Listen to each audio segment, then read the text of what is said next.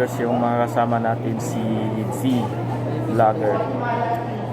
Isa siyang member, yung isang community dito, mga Filipino community na mga vlogger.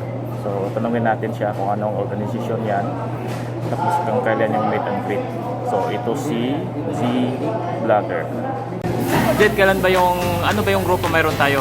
So yung grupo natin is tinatawag siya na Riyadh Vloggers Association, or gagawin na siya Filipino Saudi Vloggers Association. So parang yung Filipino Vloggers Association.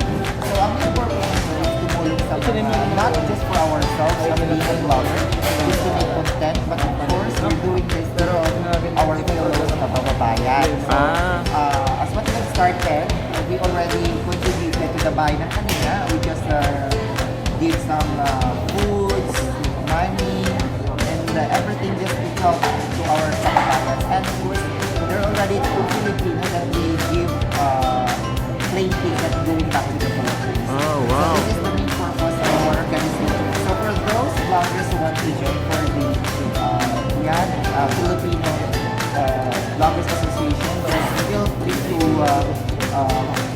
join with us. Just visit our Facebook or just our channel. It's Z-Vlog. It's capital C-I-I. Space V-L-O-G. And of course, this is Nasrin Diary. S-N-A-S-R-E-N Diary. Thank you, Sir Brian. So kailan yung meet and greet? So yung meet and greet, pinapalinis pa siya either October 4 or sa first week of December, because malaki yung community natin. So kailangan mas makikita natin yung mga bagong mga vloggers, aspiring vloggers. Okay, thank you po, Zed. Yun mga kapatid, yung nakakausap natin, yun yung si Z Vlog.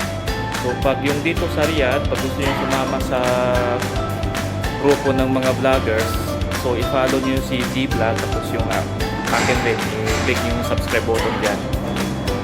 Mag-message rin kayo para malaman namin. Pag gusto nyo sumama, mag-message lang kayo doon sa baba. Salamat po.